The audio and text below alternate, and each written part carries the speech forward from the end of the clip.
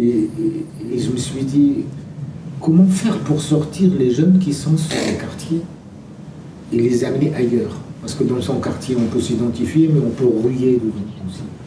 Et je me suis dit, mais quelque chose qui peut élever les trucs.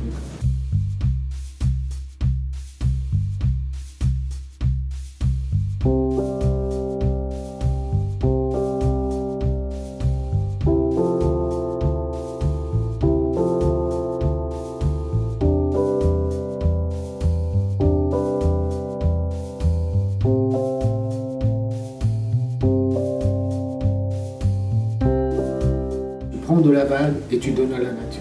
Si tu viens faire que du surf, c'est pas la peine.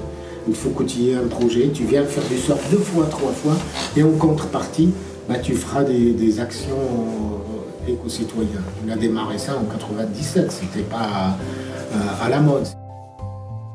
Le surf, on travaillait sur les valeurs de l'humilité, on ne triche pas avec la règle.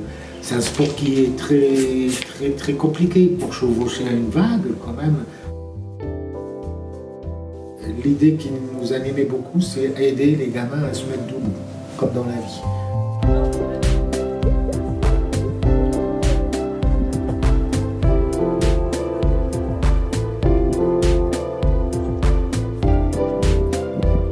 Bon, allez, il y a le là.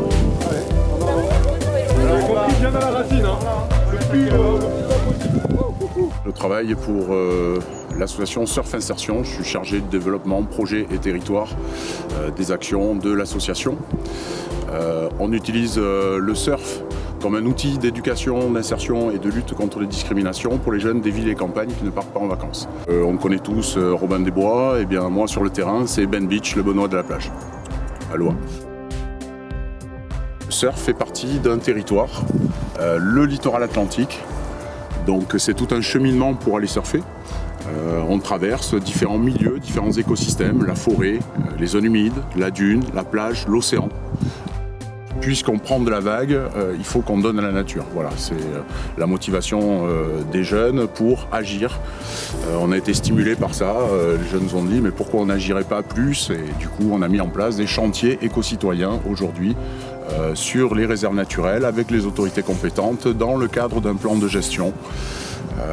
Et ça nous permet d'être acteurs de la préservation de notre propre milieu pour nous, mais aussi pour les générations futures.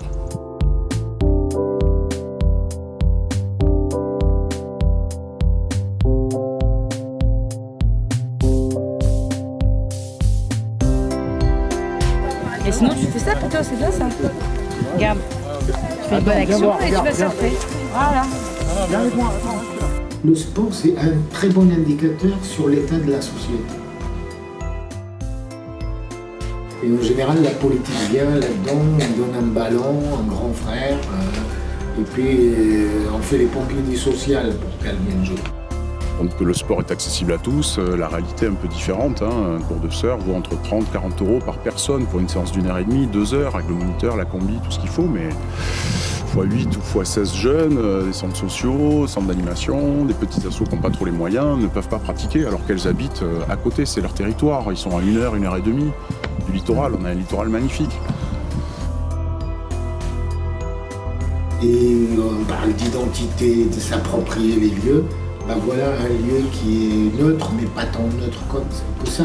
Le surf, c'est pas que les blondinés rebelles et des choses comme ça, c'est une dimension économique, sociétale. C'est avoir le vent dans les cheveux et de se sentir libre, quoi.